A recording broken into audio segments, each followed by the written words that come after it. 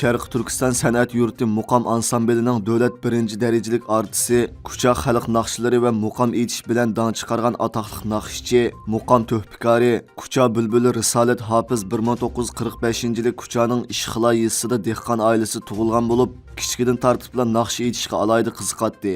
Boshlang'ich maktabda o'qiyotgan vaqtlardan tartib yangroq ovoz bilan Kucha xalq naqshlarini aytib, maktabdagi o'qituvchi va o'quvchilarning yuqori bahosiga erishgan.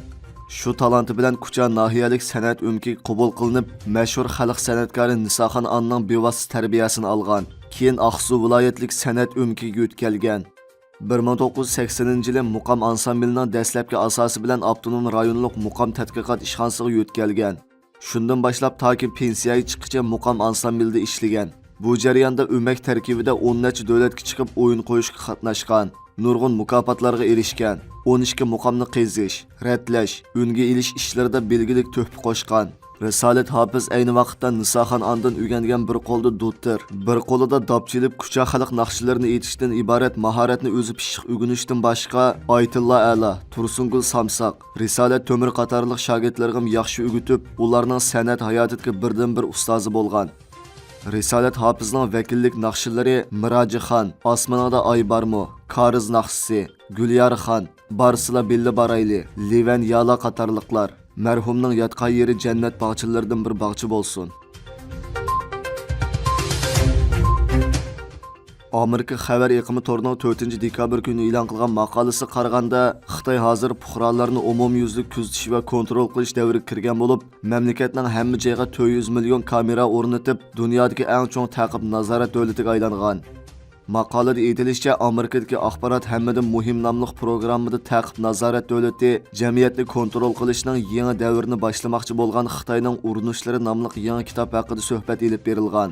Kitob avtorlaridan Wall Street jurnali muxbiri Liza Lin bilan Josh Chin Xitoy hukumati to'plagan sonliq ma'lumotlarning boshqa har qanday davlatdan eshib ketganligini, Amerika kirmini jilg'isidan kelgan ilg'or texnikalarning bu ishga qanday yordam berganligini, Uyg'ur rayonidagi xalqni kontrol qilish uchun Xitoyning o texnikalardan qanday foydalanganligini aytgan. Ular yana Xitoydagi kameralarning 400 milliondan oshganligini, Xitoy hukumatining Xitoydagi 1 milliard abonentining aql foniga bemalol kirib tekshirib, Xitoyning xavfsizligiga chetiladigan har qanday uchurni suzib ola oladiganligini bildirgan. Suhbatda ma'lum bo'lishicha, Uyg'ur rayoni Xitoyning eng dastlabki ta'qib nazorat sistemasi qurgan va sinov qilgan bazasi bo'lib, undan keyin Xitoy hukumati bu sistemani ichkari Xitoyga, hatto Osiyo, Afrikadagi boshqa davlatlarga kengaytgan.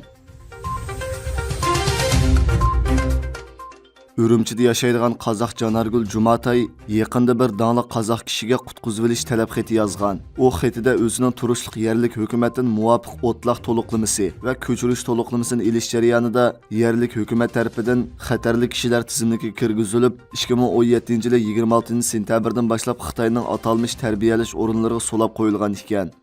Qo'yib berilgandan keyinmi yerlik saqchilar yanada uni va oilasidagilarni kuzatib turganligini, normal sirtqa chiqib ishlashga, pasport iltimos qilishga amalsiz qolganligini, hatto doktorxonaga borsimi kasal ko'risish jarayonida daxl ta'ruzga uchrashidan ansirab, majburiy ruhiy kasallar doktorxonasiga avatilishidan qo'rqqan.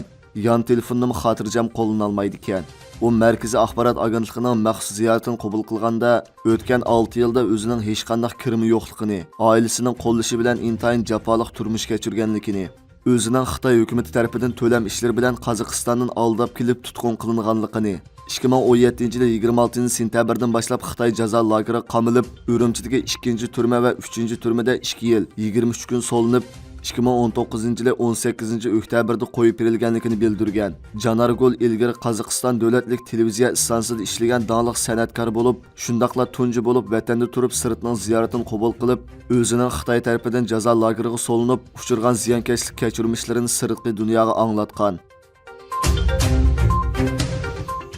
Ukraina urushi keskinlashgan bir paytda, ya'ni 2022-yil 30-dekabr kuni Xi Jinping bilan Rossiya prezidenti Vladimir Putin ekran suhbati o'tkazib, ikki taraf munosabatini texmi cho'nqurlashtirishga va'dalashgan.